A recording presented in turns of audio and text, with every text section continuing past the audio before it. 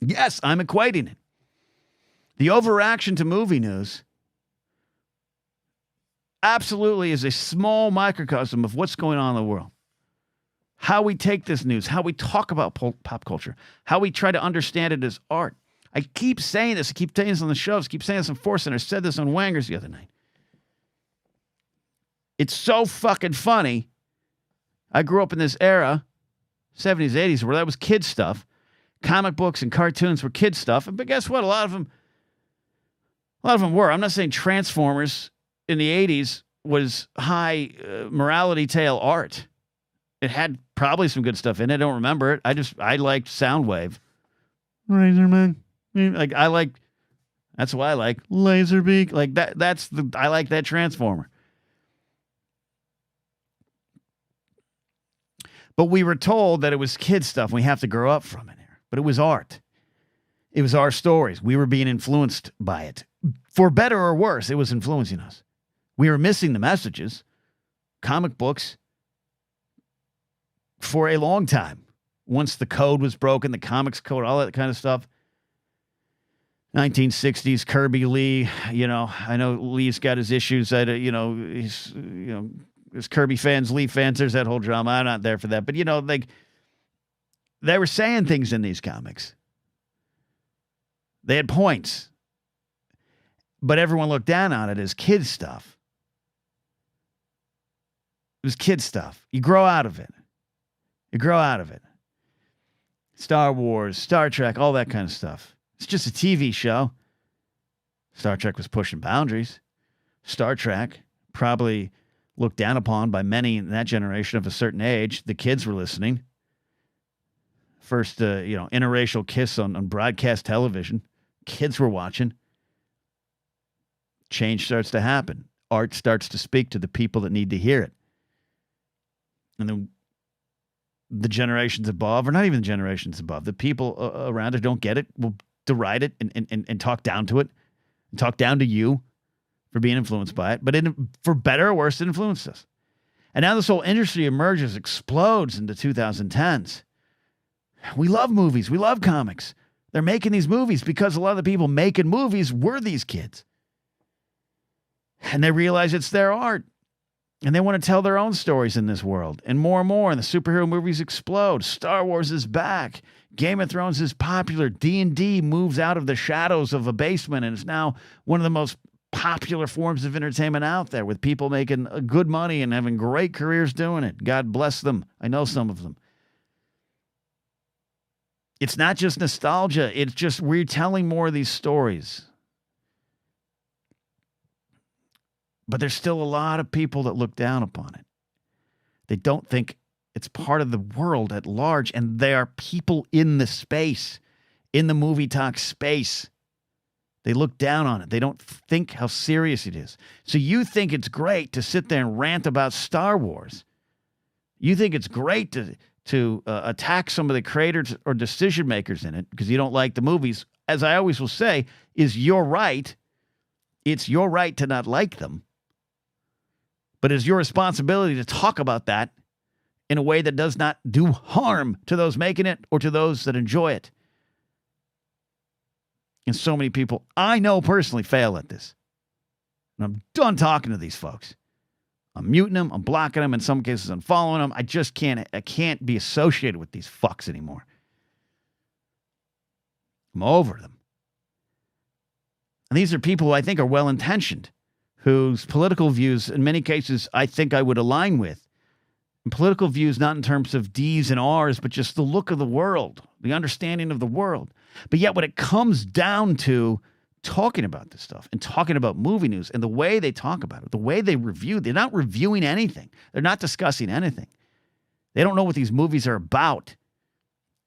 They're just giving their hot takes on it. God bless them. And in the process, they're doing their part to destroy our art. They're doing their part to destroy the conversations around them. And if you do not think that the way in which you talk about movie news affects the way in which you talk about politics, does not affect the way you look at the world, you're sadly mistaken. And as I always say, it does not mean I don't want to sit there and sometimes have, silly shows. I watch ghost hunting shows. Do I think ghost hunting shows are high art? I play Fortnite. Do I think that's high art? I do Fortnite clips on YouTube. I have fun doing them. Occasionally I put a joke in there that's making some sort of political stand, but that's not why I'm doing it, right? You can just enjoy the stuff. But when it comes to the big things that are influencing generations, Force Awakens is coming up on 10 years old. It has influenced generations, whether you like it or not. You may have grown up on pizza, and dinner might be tacos now, but you have to let the generation enjoying those tacos enjoy it, because it's not just fun. Like I see sometimes there's don't take away people's joy. I don't always agree with that. Meaning, that's too simplified a way to look at it. I'm not saying just let people be happy. I'm saying let people be influenced. Let people's lives be affected by this stuff and realize the importance of it. And realize the importance of if you have a YouTube channel or a podcast or a friend group in which you're all bashing these films that you clearly fail to understand, number one. But even if you do and you don't like them, the way in which you talk about them, the way in which you talk about the performers, the actors, the characters, those in the decision-making processes, it is open. You are putting your foot on the back door so some really destructive, harmful people can come into your space and tear down the walls of a civilized society and cause harm to those just trying to get on by and be influenced and enjoy things and learn from things and understand things. It's a disconnect. So that's why I'm upset at movie news, because it's no longer just movie news. If it was handled in an appropriate way. I hear there's a rumor that they're making a Star Wars film with Lindelof and team behind it. Oh, that's pretty interesting. We know it's not official yet here, but let's talk about the possibilities about it. That seems pretty cool. Do you like Lindelof? Oh, you like Lost? You like Watchmen? Oh, you didn't. You don't. Okay, you didn't like, what was the other? Leftovers? Oh, you didn't like that? Okay, great. What about this Justin Britt Gibson? Have you heard of this? Oh, okay. This is fun to speculate on what this might be. Oh, hey, guess what? Turns out this report that, hey, maybe that's not happening. Maybe the director's still going to be involved with Lindelof. Hey, let's talk about that. Let's talk about what that means. Let's talk about what we might get. Hey, looks like they were making pizza, but we might get tacos. Do you want to have tacos? What do you think about the tacos? Do you want to try? You should try tacos. You want to stick with pizza? Okay, good. If you talk about it like that, respectful of the process, respectful of the art, but instead, what everyone does is we take it. It's not just about a world that takes things and makes content. I'm a content creator for whatever the fuck that means. Right? I'm not trying to be David Bowie. Wish I could be. My eyes match, number one. Two, I don't have that skill. I'm not saying I'm that kind of artist. But I'm not sitting here talking about Star Wars as if it's some dumb little fun thing that I can shit on to make myself feel good, to make myself feel I have some sort of ownership over it, an owner of the art, and to deny everyone's experiences and perspectives. I just despise that shit. I despise that shit. And it goes into everything else, man. This happened. This happened this weekend, too. I'm a big fan of U2, all right? You don't need to be a fan of U2. I don't need you to be a fan of U2, all right? It's okay if you're not a fan of U2. And in fact, 5 of the reasons you list, I might be like, yeah, no, I get it, totally. Later albums. Yeah, Bono's ego. Yeah, okay, got it. Yeah, Bono's hair. Okay, cool. Edge's beanie. Watch yourself. I don't need you to love U2. U2 saved my life. The solo music of George Harrison, the music of U2. I'd been fans before. I've been super fans, especially of George Harrison before. But in the early 2000s, when I was really dark and depressed, once had a loaded gun to my head, once almost jumped off a building. It wasn't like the music of Bono and The Edge and Larry and Adam and George Harrison and everyone rang through my ears and I turned around and saved my life. I don't mean that when I say it. But in my darker hours during that time period, when the church with a capital C had failed me, and I do mean that, there's times in my life where I think I've failed God, but the church, not God, failed me in the early 2000s. which does not mean I want to erase the church. I just want to tax it. My folks were struggling to understand how to deal with it. I was also didn't live at home. My friends didn't know how to understand it. I was working and trying to survive in a very toxic masculinity-based kind of industry where men don't talk about feelings. What are you, a pussy? We don't do that here. All that kind of stuff. All that it sounds like a stereotype or cliche to say, but that's what it was. Couldn't talk about that, and it was their music, U2's music. It was the solo music of George Harrison. Both the connector sides being they're very spiritual in nature. Saved me. I took solace in them. I was able to find warmth and comfort and maybe a little bit of understanding and a drive to go forward. You don't know that story, and I don't need to tell you that story, and quite frankly, you don't need to hear that story. But U2 is back in the limelight again right now, and it's a different kind of limelight. They'll never be what they were in terms of popularity and influence. But they got songs of surrender. They're redoing their songs, which I kind of enjoy. And I enjoy the concept of them doing it. 50 years in, right? They're coming up on 50 years as a band or whatever. And they're like, hey, let's look back at what we did. What did we do? And do we want to try the songs mean anything now? Do they mean anything ever? Let's look at it. We're getting to that phase of our life. Let's look at what we've done. And it's an interesting artistic approach.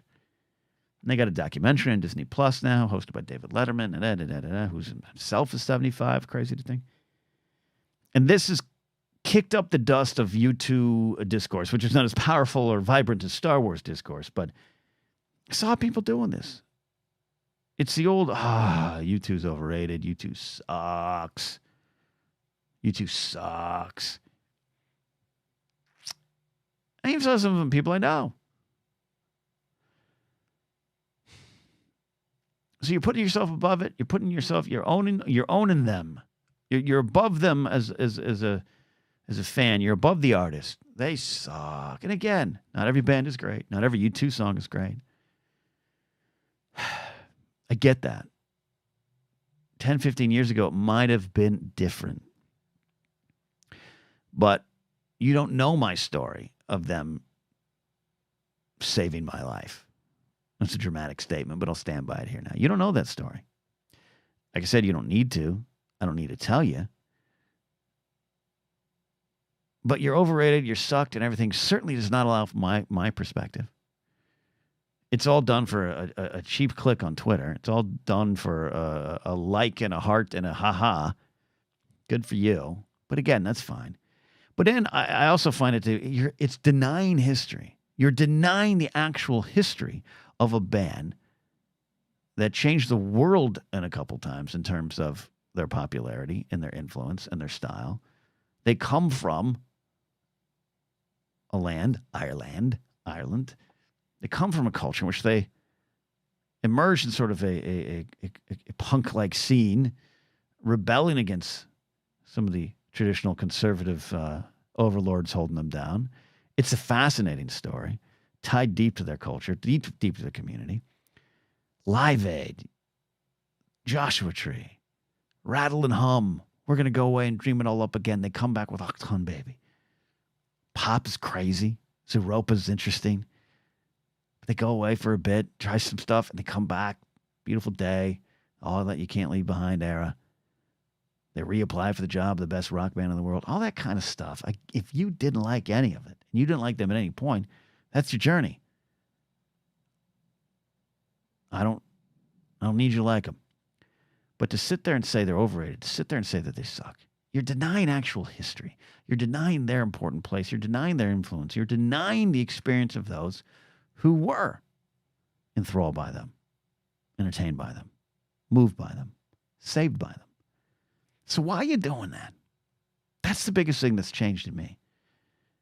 Used to do the schmoes news bits and everything, and a lot of it was done on this base of, I'm just going to be callous and snarky. I'm going to shit on things. I'm going to make fun of people because I can. One of my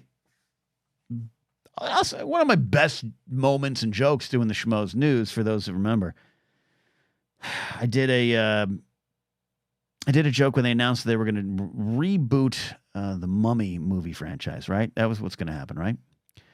And I made some joke at the expense of Brendan Fraser, suggesting he's unemployed, he's out of the business, and he's, you know, I forget exactly what the joke was, but it got a huge laugh. Everyone in that studio laughed. And again, it was funny, right? In terms of jokes, it was funny. And it was just jokes, man, right? It was just jokes. This is why I hate comics. And I'm just making jokes, man. It's just words, man. I'm just getting a laugh. I made that joke at the expense of a celebrity I did not know personally. A celebrity who had a nice career but seemed to have vanished. And I just assumed that, he'd probably feel pretty low and bad about that. And, whatever. I'm just making fucking jokes. I'm the schmoes news guy, and everyone here laughed. And by the way, everyone there, again, it was a pretty funny joke. They should have laughed. And then it starts to kind of emerge that, Brendan's career was affected by, like sexual harassment. I think even to the point of, you could say, sexual assault. He comes out with this. A man saying that, which is, it's definitely, I'd say, a harder journey for women, but and others. But he says that, because it was a man that did it to him, and the idea that I couldn't say anything, and men are expect, when some dude grabs your ass at a party, fucking punch him. That's the downside. One of the many downsides of toxic masculinity. The reason I want to stamp it out as much as I do, it isn't just the outward stuff. It isn't just I'm a macho man, I pose with my AR-15 and that makes me cool, and that's my outlook in the world. That's the damage, and then the damage that they actually do to society and partners and that kind of stuff.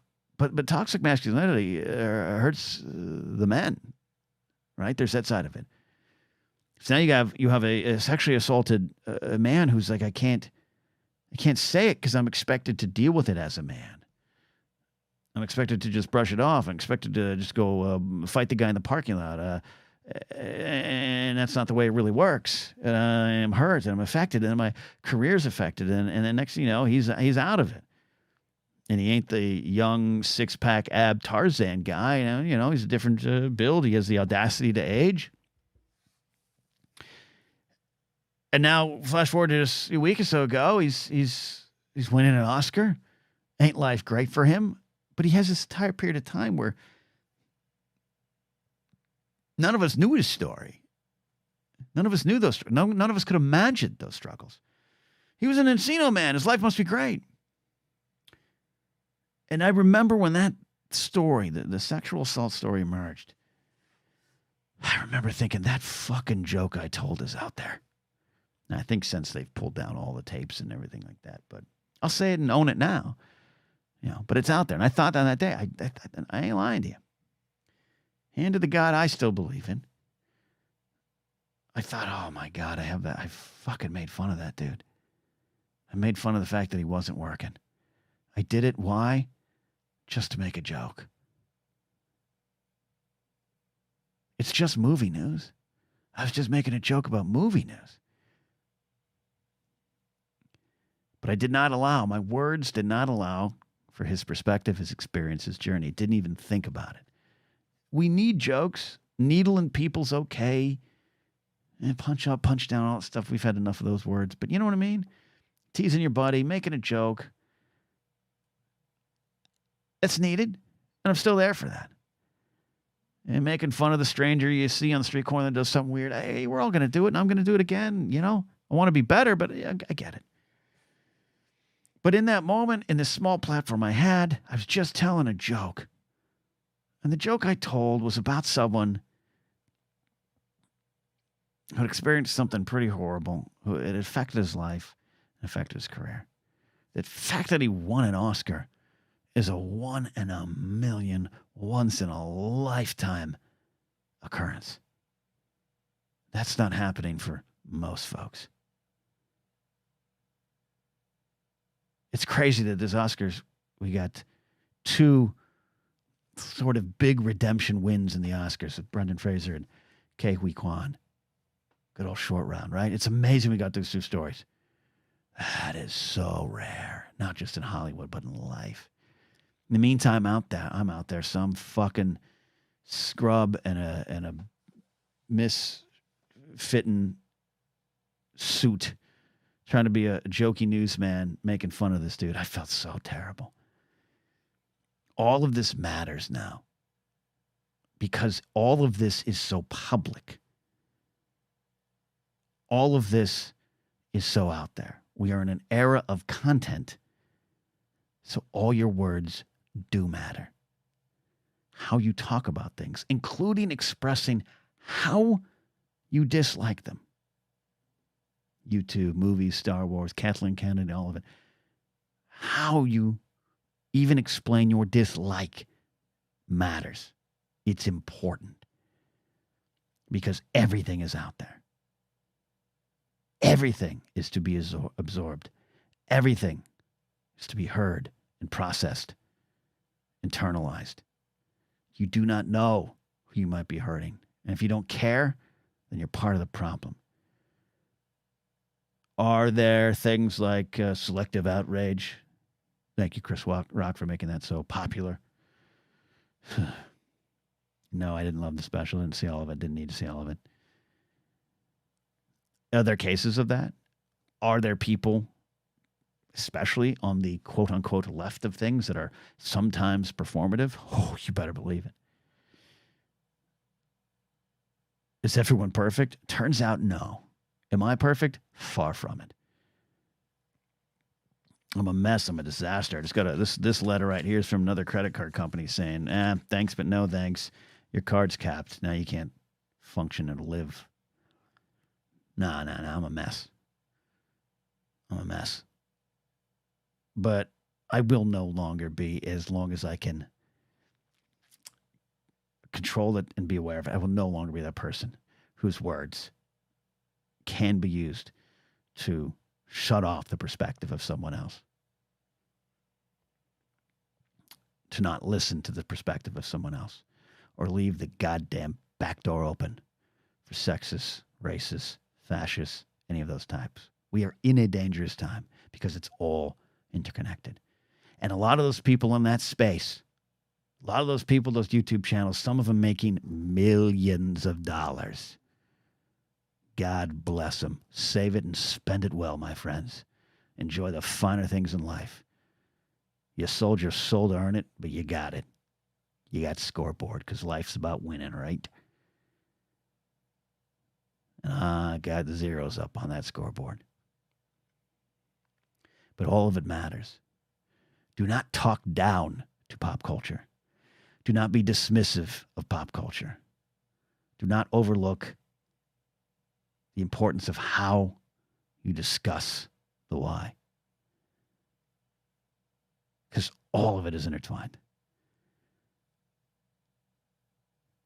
Is there an actual culture war going on? I think so. I think so. I don't know who started it, who's in it, and who wants it to go. I don't know. I don't care. But there is one particular side of this supposed culture war that went straight for pop culture, went straight for the so-called fluff and the kid stories and the silly things, and they controlled and dominated the space.